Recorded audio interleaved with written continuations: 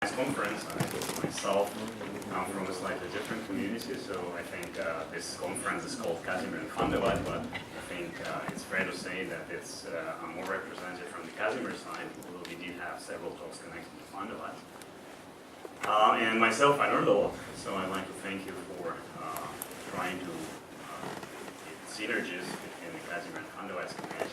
I think we have a lot in common.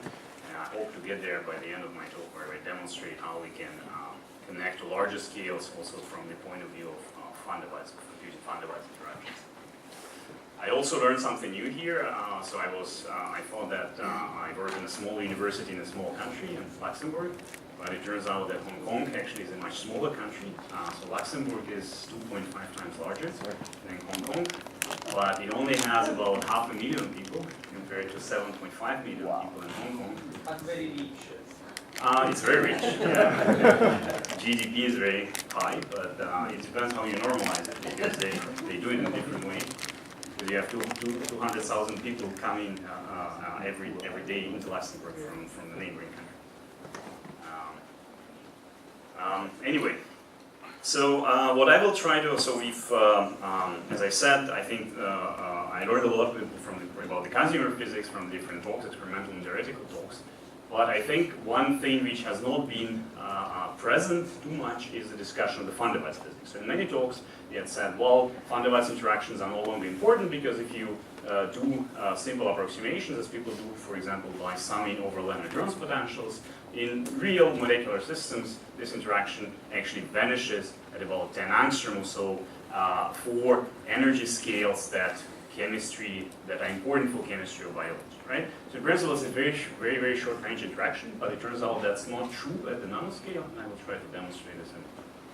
And another thing which distinguishes the computation of van der Waals interactions in realistic molecular systems at equilibrium geometries from the Casimir community is that we have to care about spatial dispersion in a response, right? We cannot just assume a dielectric constant or a dielectric function, but we have to actually think about fully non-local response functions, which in a linear regime would mean a two-point non-local.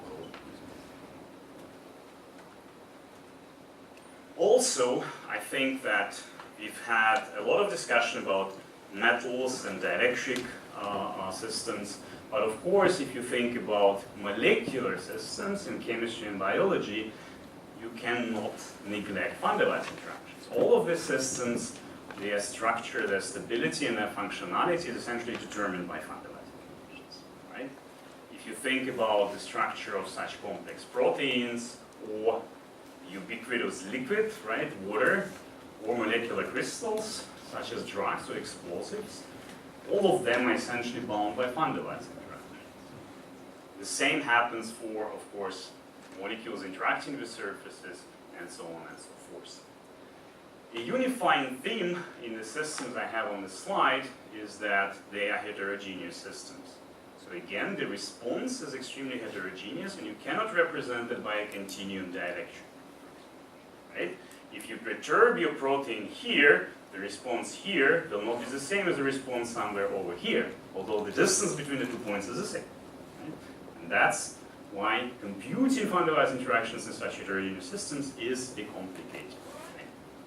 But also, at the scales where van der Waals interactions play a role in such systems, typically we can just neglect the quantization of free space and just represent the vacuum by Coulomb potential, which means that in principle we don't need to use quantum electrodynamics for many cases, but we can just solve the Schrödinger equation.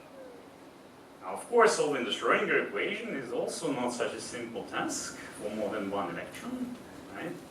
And the systems have much more than just one electron. And so we need to find good approximations, good model systems, which still preserve all the ubiquitous, heterogeneous, and mechanical effects in such complicated systems. Now, of course, as well, van der Waals interactions are important, but other effects, such as chemical bonds and electrostatics, and so on and so forth, are also important. And when we solve the Schrödinger equation for a complete nuclear electronic system, we will get all of these effects, right? And that's what you have to do in principle if you want to model structure stability and dynamics of such compounds. Now, I will start my talk directly by giving an example of non-covalent interactions in realistic molecular systems. And this example can be connected to what we have seen in terms of Casimir force. So if you have two materials, let's say a metallic sphere and a dielectric surface, and you would like to know the strand of the van der Waals of the Casimir interaction, you can roughly predict it, right? You can roughly say whether a given sphere with a given dielectric response will interact stronger than a different sphere, right? And we would like to answer the same kind of questions in chemistry and biology, right? For example, we would like to know how drugs bind into proteins in our cells, right? We would like to know the binding strand, and we would like to know to which proteins the drug will bind and to which other proteins it cannot bind, right? And in order to do that, we need to understand the strand of the van der Waals force. And so this example concerns exactly this question. And what I would like to know is whether if I have a certain molecule, let's say a fullerene molecule, in this case C70, so it's like an oblate soccer ball, right? What is the strength of its interaction with another molecule? In this case, so-called cycloparaphenylene molecule, which is, just an englobing host molecule, right? So this is an example of so-called host-gas systems which mimic realistic interactions of drugs to proteins in our bodies. And what I would like to know is if I mix 3 different molecules, so C70, and a cycloparaphenylene molecule with 10 benzene rings and 11 benzene rings, whether the reaction in solution would go this way or that way. Right, that's the important question. That's what happens in our cells. Right? And if I ask this question in different audience, I get drastically different answers. So I'd like to ask this question to you, whether you would think that the binding strand of system A is higher than the binding strand of system B. So I'd like to know what is the interaction energy, right, of fullerene with this molecule with 10 rings and this molecule with 11 rings. You see they have different geometries, right?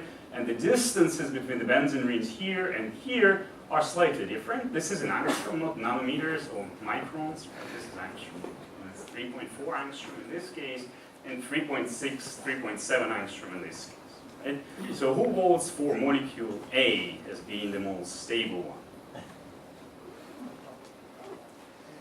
Well, give me the drug and then I will tell you. What about B? Who prefers molecule B as being the most stable one? So most of you preferred A. Interesting. Superposition. And I guess you could think that, okay, the distance here is smaller, right? So you would expect a small complex structure, so you would expect more van der Waals interactions, right? But you can also find a different reason. You could say, well, the distance is smaller, so it means that the Pauli repulsion is higher here, right? That's what the chemist would also say. And so system B has to be more stable than system A, right? Well, you can carry out experiments on the systems, actually, and these have been done, and these experiments are done in solution. And what they find is that these two complexes are degenerate with an experimental error bars. Right? Now, of course, you can blame the dirty experiments, and because these experiments are not done in vacuum, they are done in solution. You have solution, they are done at room temperature. So you have to think about free energies, right? So what experiment measures are association constants, which are related through Arrhenius equation to free energies of binding, right? Now, well, we can then ask the question, well, we don't need experiments. We can actually take the systems and we can solve the Schrödinger equation almost exactly within so-called fixed node approximation using quantum Monte Carlo calculation. So we've done that. You take the equilibrium geometry and you compute the binding energy using so-called quantum Monte Carlo method. That is a statistical method based on a wave function which you get from a DFT calculation. Then you multiply by so-called Jastrow factor and you evolve this many-body wave function in imaginary time. And for such kind of systems, it is essentially the exact solution of the Schrödinger equation. And you find the same picture. The binding energy of these two different systems is exactly the same. It's a big surprise because in chemistry it's typically assumed if you change structure, you change stability. In this case, it doesn't happen. Now, these calculations are hardcore calculations. For these two complexes, you spend about 10 million CPU hours on these calculations, which means you contribute to global warming quite a bit. Unfortunately, you do that in the United States. Only they have such big computers, or maybe in China as well. But if you ask this question in your lab, you will typically do calculations using out-of-the-box, black box quantum chemistry software, such as Gauss. It's widely used in quantum chemistry. And then you would use a method like this one. This is density functional theory plus some pairwise description of van der Waals interactions using the method that also has been mentioned here by Stefan Grimm. And you can also include pairwise and three-body effects, axillary Taylor-Muto effects, right? And independently what you do, you find that system A is much more stable than system B. By 7K kilocalories per mole, which is a huge energy difference, because this means that this complex is by 10 orders of magnitude likely to be found in solution than the system, right? Which is completely wrong. Now, of course, you can ask the question, why, right? Because a high many-body calculations tell that this should not be the case, it should be degenerate. And well, in order to do this, you can still do a more approximate method, which I'll explain in my talk, which includes many body dispersion effects to infinite order. This is an approximation, the so-called R-random phase approximation, which John has described in his talk. And in order to understand why many body dispersion effects are that important in such molecular systems, you can have a look at the fluctuation wave functions of the collective modes of the valence electrons in the system. And I'm just visualizing two of such wave function modes. Essentially think about this as just fluctuations of your valence electrons. I will explain what they mean later in my talk. But if you look at this, so these two modes in particular are the modes which contribute heavily to the binding energy. You can make some projection operator and evaluate the contribution of every fluctuation mode to the energy. And you see that these modes are very delocalized, right? So there is no localized representation which you can do to get the energy, the many-body energy, in a localized pairwise picture.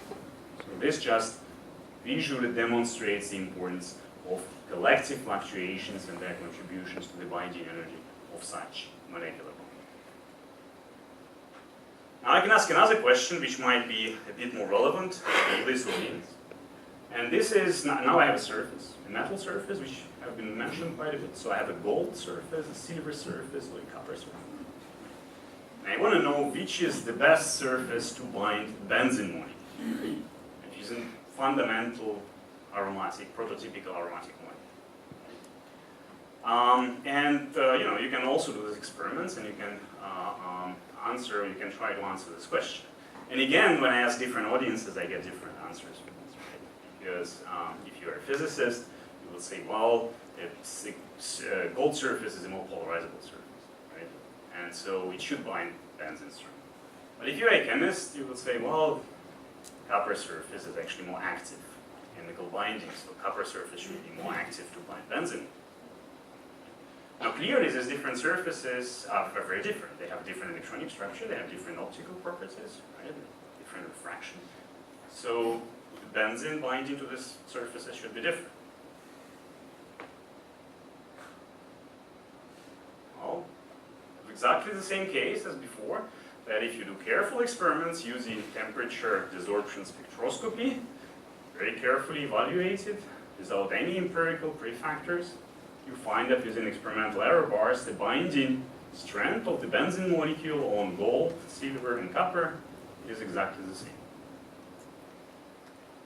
Again, if you do approximate calculation using second-order perturbation theory approximation to dispersion energy, you don't get this. You get very different binding energy on the three surfaces. And again, the reason for this degenerate binding is many body effects. Essentially what happens is that the benzene molecules comes to the surface and it absorbs at different heights, right? Different vertical heights over the three surfaces. Because the surfaces you can think in different terms. The atoms have different van der Waals radii, so they allow the molecule to come at different heights, right? And at that different heights, the polarizability of the benzene molecule is modified in a different way by the different surfaces. Surfaces are polarizable. They're very polarizable objects. As the benzene molecule comes close, in the gas phase, the polarizability of the benzene molecule is all concentrated in plane because of the anisotropic pi orbitals, right? In a benzene molecule, the first transition is pi star transition, and that's the highest, the most important transition for the polarizability. And when you absorb the molecule on the surface, that transition is highly modified, and the polarizability out of plane is highly increased with respect to the gas phase. And that modification of the polarizability, that already is an indication of the importance of non-locality, of spatial non-locality in the response function, right? That's what leads to a degenerate binding energy, which you also get if you do the density functional theory calculations with explicit account for many body dispersion. Now, John gave a nice tutorial talk on different methods that people use in the solid state and quantum chemistry community for computing dispersion energies, and I'd like to just remark and give a bit of an alternative view on this. So, as in the Casimir community, there are still many groups using proximity force approximation. In the same way, in solid state community and quantum chemistry communities, most people still use pairwise approximations for the van der Waals. Right? So the typical way of doing that is you take a material, right? I represent the materials here by a cloud. You break it into fragments, which can be positions of the nuclei or points in the electron density, and you define the polarizability of those fragments using only local information, right? Which is a big approximation because, as we all know, the polarizability is a change of the dipole moment in the response to an applied electric field, right? So it's a tensor, and it's a highly non-local quantity, right? Representing it as a local quantity is a big approximation, right? That's the first approximation. The second approximation that most of the methods used in our community is that you only then, once you define the polarizability of those fragments, you only compute the pairwise energy, right? So it's essentially using second-order perturbation theory, which was mentioned in the last talk. Now this is a big approximation, and we don't have to do it, because in principle, we actually know the exact formula for the electron correlation energy of a multi-electron system. And this has been mentioned by John already quite nicely. This expression is given by so-called adiabatic connection fluctuation dissipation theorem, right, which is essentially written here in a very condensed form. And the quantity, which is the key in order to obtain an accurate correlation energy, is so-called density response function, which essentially measures the response of a material at point R to a perturbation, to a fluctuation at point R prime, and of course it's a function of the frequency of the electric field. This is a linear density response function, but in principle it can incorporate all the nonlinear effects if you include so-called exchange and correlation kernel when you compute that. And once you know that function, it's hard to compute, but let's assume you have it. All you have to do, of course, is just integrate over all variables in the function, and you get the exact correlation energy of a system of many elements. Now, we don't know how to compute that function efficiently for many systems. We use approximations in the last few years. Many methods have been developed to compute this from density functional theory orbitals by using so-called random phase approximation. But of course, we can only do this for, let's say, systems with 100 electrons or 200 electrons. We want to go beyond and address realistic systems such as protein installation. In order to do that, what we have proposed is still keeping all the many body effects that you include in the correlation energy using the adiabatic connection formula. But now, instead of computing the full response function, we coarse grain this response function to a model system composed of quantum harmonic oscillators. And I will demonstrate how we do this, but once we have computed such a model response function, we still use the exact adiabatic connection fluctuation dissipation formula to compute the correlation energy, which in this case will include only long range effects because that's how we construct our model response. So we use a very fundamental model system, which have been, of course, mentioned by everyone here, a harmonic oscillator. And in a general form, a harmonic oscillator can be described by 3 parameters. Right? Typically, you only use 2 parameters, but in principle, when you have a system of interacting harmonic oscillators, you introduce a 3rd parameter with a charge. So you have a nucleus, which is massive, it has an infinite mass, and it has a charge Q. You have a quasi-particle, which models the response of the valence electrons of your atom, and a charge minus Q. It has a mass m, and it's bound harmonically to its nucleus with a certain frequency. Now you can write the Hamiltonian for this oscillator. You have the kinetic energy and the quadratic potential energy. And then you can write the general Hamiltonian for a system of n oscillators, right? You get the sum over independent oscillator Hamiltonians plus these 4 Coulomb terms. So this Hamiltonian is a bit more complicated than a molecular Hamiltonian because now every oscillator is quadratically coupled to its own nucleus, and it's not interacting with the Coulomb potential of its own nucleus. So you separate the Coulomb terms, and you get the nuclear term, the electron term, and the electron nuclear term. Now the question is how good this model is, right? We have coarse-grained now from electrons, many electrons, to a single oscillator parameter. We can use several oscillators as well, but in this case I'm just using one. Now you have to think a bit about this. You have 3 parameters for every oscillator. So these 3 parameters allow you to reproduce any 3 exact properties of a real atom. So I can choose to reproduce exactly the static polarizability of a real atom, the dipole-dipole C6 coefficient, and the dipole-quadrupole C8 coefficient, right? So that's what I will do. And I will do this for a prototypical van der Waals system, in this case, argon dimer, right? So I'm taking the polarizability, the C6 and C8 of an argon dimer. So I'm coarse-graining 8 valence electrons, a highly many-body problem, to just a single oscillator, right? By fitting these 3 parameters, right? And then I put these 2 oscillators together. I couple them by a Coulomb potential. I don't play with the Coulomb potential, it's a full Coulomb potential. And then I compute the correlation energy for 2 such oscillators. And this is what I'm showing you here. These are these dots, right? And I'm comparing the correlation energy that I get from this coarse-grained problem to a calculation that includes all the electronic degrees of freedom by so-called coupled cluster method with single, double, and perturbative triple excitations, which is the state-of-the-art in quantum chemistry for getting correlation energies of closed shell systems. And as you can see, I'm following the binding energy of argon dimer almost exactly. It's just 2 coupled oscillators without any modification of the Coulomb potential between them. And I even get a saturation of the correlation energy at short distances. Why I get that? Because every oscillator has its Gaussian wave function, right? And as the 2 oscillators are coming closer together, the Gaussian wave functions overlap, and I even get a saturation behavior correctly for closed shell systems. The only thing that it means is that if you have a closed shell fragments of density which come closer together, fermionic effects, so Pauli exclusion principle, in the correlation energy is only important at very short distances. I still have the Pauli exclusion principle because I'm doing a Hartree-Fock calculation, which gives me the rest of the energy, and I'm adding the Hartree-Fock energy to the correlation energy. And what I'm only ignoring is the fermionic effects in the correlation energy itself, which seem to be very, very small, or at least they compensate. So that's what allows me to use oscillators, this projection from electrons to oscillators, to actually compute correlation energies for realistic systems. Now still, if I use the full Coulomb coupling, I have to do quantum mechanics. So in this case, what I did, I didn't say this, but I actually solved these 2 oscillators using quantum Monte Carlo, which is an exact solution because I have a bosonic system, right? So the ground state is bosonic, so I get an exact ground state energy. But I can do this maybe for 10, maybe for 100 oscillators, but if I want to do it for thousands of oscillators, I have to take a further step. So if I'm only interested in long-range correlation energies, not at short-range correlation energies, I can assume that my positive nucleus and my negative electron can be collapsed into a single point, and I get a dipole, right?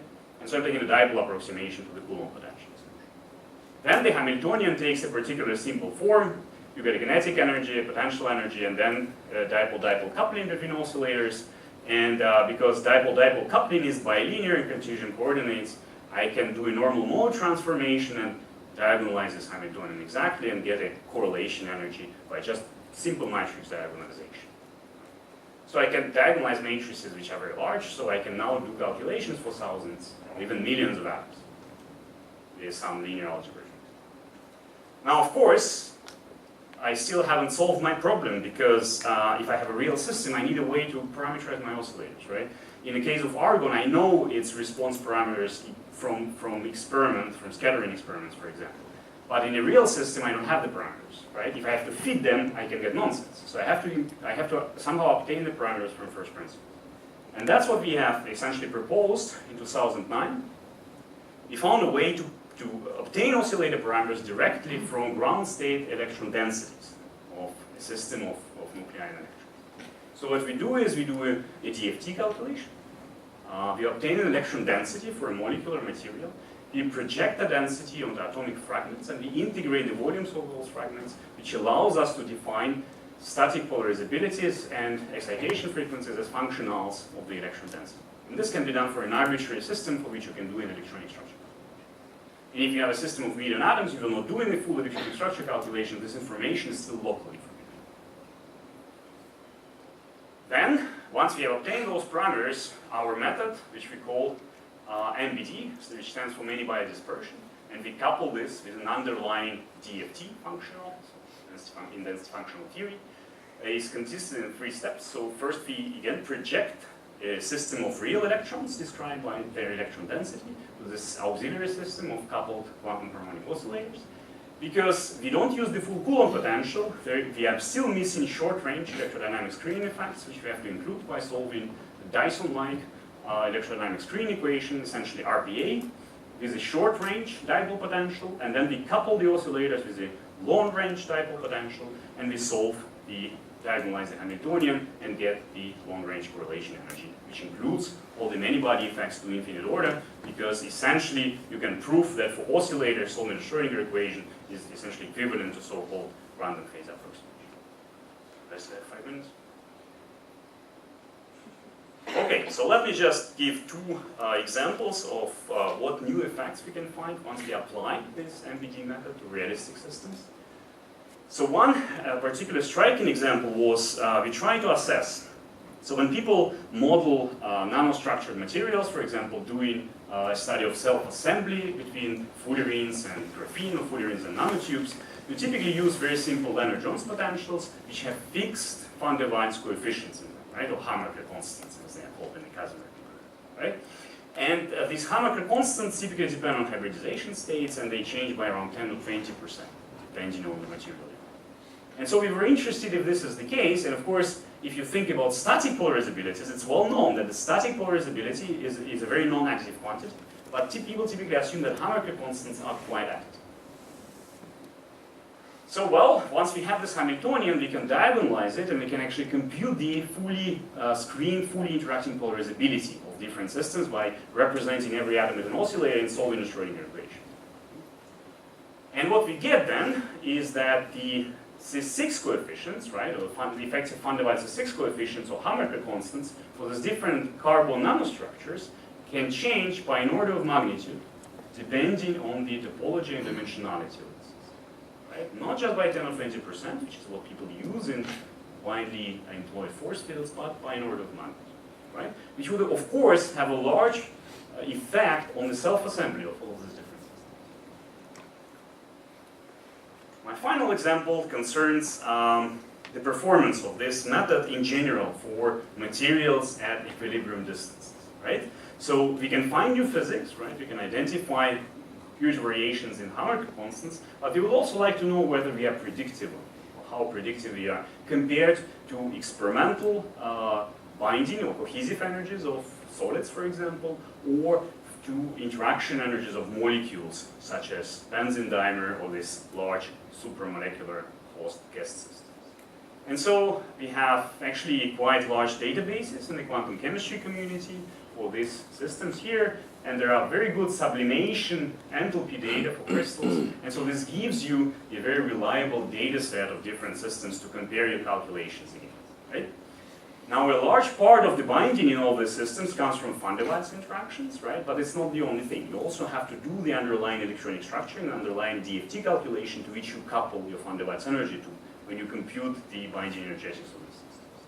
And if you do that, I will not bore you with all these bars, but I'd only like to pay your attention to these bars here, which just demonstrate that if you include many body effects in your calculations and you use non-empirical density functions, you get performance compared to the best reference data we have to around 5 to 6% in the binding accuracy, which essentially improves the accuracy compared to, let's say, 10 years ago by an order of magnitude. Before, the errors were 50%. It was completely unreliable, and now we are getting to the stage where we can do really reliable calculations. So last slide, let me just show what we can get. So typically, we also think that the many body effects are typically considered to be of short range, right? So if you do second order perturbation theory on two atoms, you get r to the minus 6 term. If you do third order perturbation theory, you get r to the minus 9 term. And you think these effects actually decay very fast with distance. But of course, these are not the only many body effects in realistic systems. You also have Coulomb screening effects, which you get from the non-locality in the response function, right? An oscillator here polarizes an oscillator there, and you form standing waves, plasmons. And these plasmons, when you go to nanoscale, can actually lead to behaviors which are extremely non-local, shown here. So this is an example of the Van der Waals power law exponent for two wires consisting of carbon atoms. And you compute the Van der Waals power law exponent as a function of the distance between the two wires. And you can see that you can get extremely pronounced non-locality in a model composed of harmonic oscillators, which is a big surprise because you think that the response is localized. Every oscillator lives in a parabolic potential. But because you have quantum mechanics, these oscillators interact and you get many body kinetic energy effects which allow the oscillators to tunnel and form standing waves, plasma, these materials, and you get extremely delocalized interaction that propagate up to distances of 20 nanometers for such systems which are not very polarized. So let me conclude. So I hope I demonstrated that there is a lot of new interest in physics in Casimir community, of course, but also in our Van der Waals community. There are a lot of interest in many body effects. As you scale the size of your system, you get new and interesting physics, stunning effects, very localized plasma excitations, even in systems with gaps, right? They don't have to be metallic systems. But also, it's very important that there are many other properties which we have not considered in this community, beyond structures and stabilities, where Van der Waals interactions are essential. Whenever you go to any response property, such as elastic response of a crystal, for example, or an electronic response, such as a verb function of the surface, you find that Van der Waals interactions can change all of these electronic, optical, and other response properties even more than they change stabilities, for example. Because by doing a response on a system, you're of course changing some parameter, and that change in the parameter has a big influence in the many body. So with that, thank you very much for your attention, and leave you with this slide.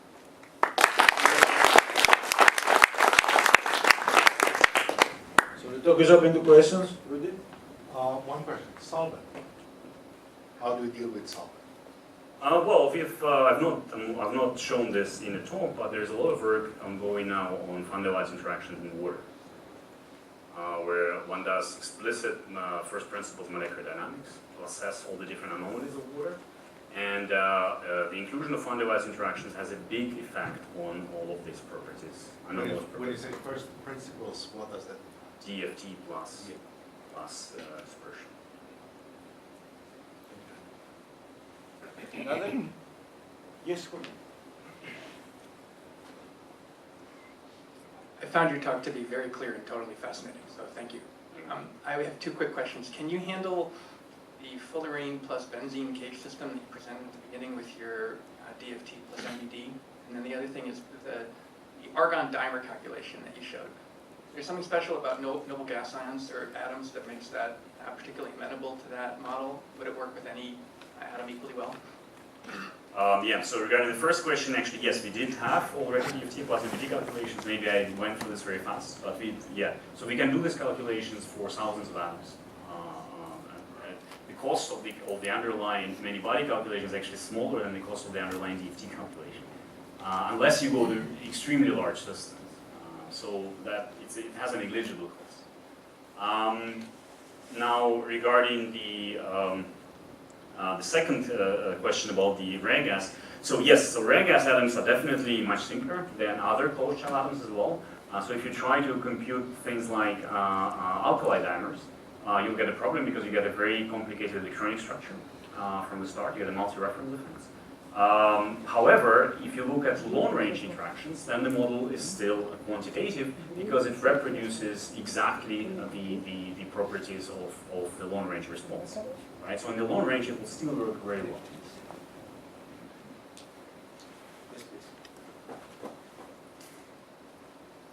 Thanks, Alex. Very nice. Do you want to go back to your slide about the carbon chains? Yeah, that one. No, sorry, that one. Yeah. Does that slide? Whoops. No, it's got. It's Oh, not again. Does the length you've drawn there the actual length, or were they much longer? I mean, were they really only yeah, of course, they are much longer, yeah. So, how long were they? Oh, well, I mean, you can essentially make them infinite and just do k-point summations, Yeah. right? Which we did, but in this particular case, these are calculations for 2,000 atoms in a unit cell, just because we wanted to demonstrate the dispersion of the modes as well, right? So I was just curious about the effective power laws that you seem to be approaching. I imagine that the 1.2 angstrom spacing case is basically metallic chains, is it, or am I wrong there? Well, so in reality, you would get a distortion, right? Because you would get that bond alternation. You've got a Maxwell demon to stop that, right? It holds the atoms. As you do in your hydrogen atoms. Yeah. I mean, I'm quite familiar with all sorts of problems where you need Maxwell demons, but they're interesting to think about. Yeah. So the power law for infinitely long conducting chains is supposed to be d-2 with a logarithmic factor. Right. I was just wondering whether these chains were perhaps too short to have seen that, because you're seeing a power more like -3 or -4. But certainly you've seen different from the -5 from pairwise, which is good. Yeah. So with this particular model, you've not been able to find a parameter set that really gave you close to d-2 log B? Well, no. What we do here, of course, is represent every oscillator with the polarizability of a carbon atom. Right, so it's And the frequency of the carbon atom. Now, if you set up a system of oscillators which have much lower frequency, and we still use the sum rule to preserve the number of electrons of the carbon atom, you would get basically the metallic thing is like having very low Yeah. frequency modes. Yeah. So this way of doing it didn't actually do that for you. No, because we prefer to just stay within the parameters of a carbon atom. But if you play with them, you can get You've certainly seen a different power law from additive. That's very clear. Yeah, Thank you. right. That's So very nice. it's quite amazing that you get such a pronounced effect. Right.